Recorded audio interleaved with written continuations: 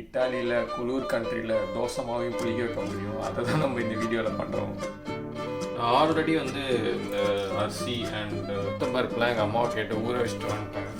So இது காலையிலேருந்து நல்லா ஊறிடுச்சு.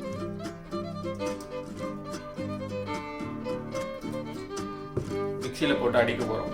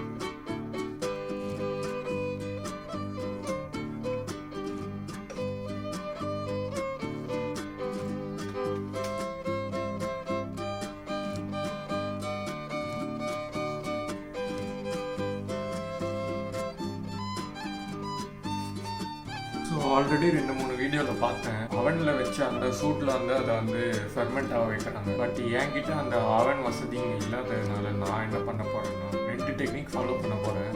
ஸோ ரெண்டுமே சேர்ந்து ஒர்க் அவுட் ஆகுதான்னு பார்க்கலாம்.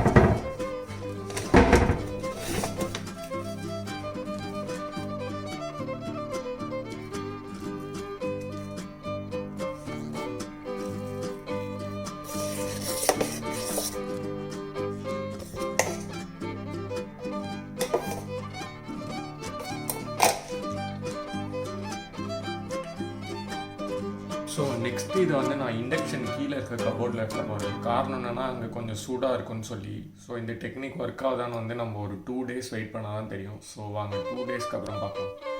ஸோ சேஃப்டி சிந்திடக்கூடாது. மோஸ்ட்டாக வந்து எனக்கு தெரிஞ்சு இதெல்லாம் புளிக்காது.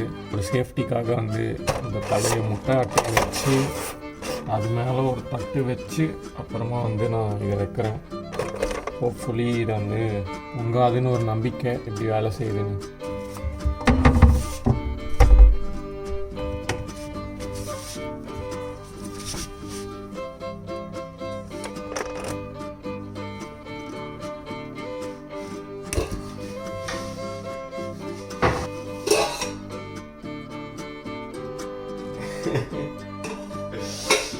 செமையாக வந்திருக்கு.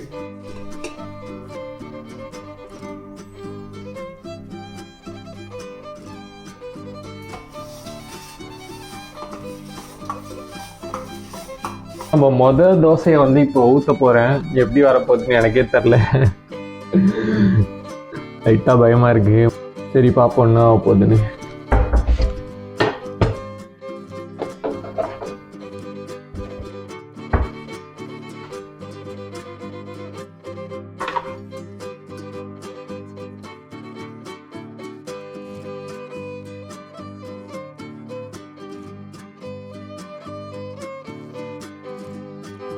முதல் தோசை ஊற்றிருக்கேன்ப்பா, நல்லா வரும். இதை பார்க்குறவங்களில் நிறைய பேருக்கு வந்து தோசை தானடா ஊற்றுற, எதுக்கு இவ்வளோ சீன் போடுறேன்னு நினச்சிருக்கலாம். பட் நான் ஆல்ரெடி தோசை இங்கே சாப்பிட்டே வந்து 1 வருஷம் ஆகுது கிட்டத்தட்ட. காரணம் என்னென்னா இங்கே வந்து மாவு புளிக்கிறதே ரொம்ப கஷ்டம். ஸோ அதனால் அப்படி இப்படின்னு நிறைய ஃபாரின் அக்காஸோட வீடியோலாம் பார்த்து இப்போ நானே வந்து மாவு ரெடி பண்ணியிருக்கேன்.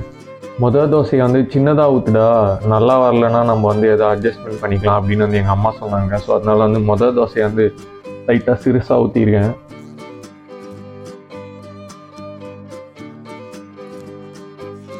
அதில் தோசை ஊற்றுறதுல இருக்கிற ப்ராசஸ் ஃபஸ்ட்டு தோசையை கரெக்டாக ஊற்றணும் ரவுண்டாக. இங்கே நிறைய பேருக்கு ரவுண்டாகவே ஊற்ற தெரியாது.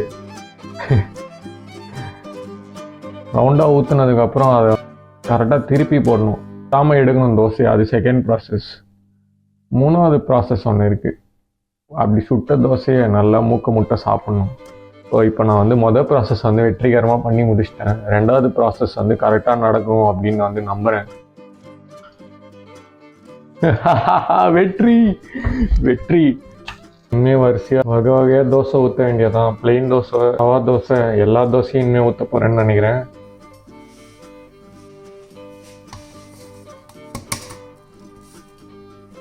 அண்ட் நம்மளோட தோசை இப்போ தயாராக இருக்குது. பார்க்கவே செம்ம கிறிஸ்பியும் இருக்குது.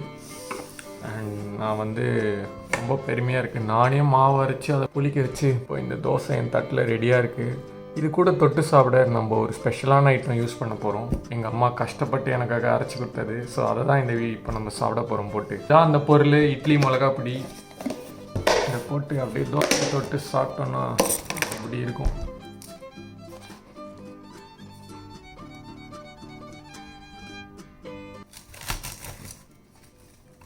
சத்தம் கேட்குதா? செம்மையாக இருக்குது.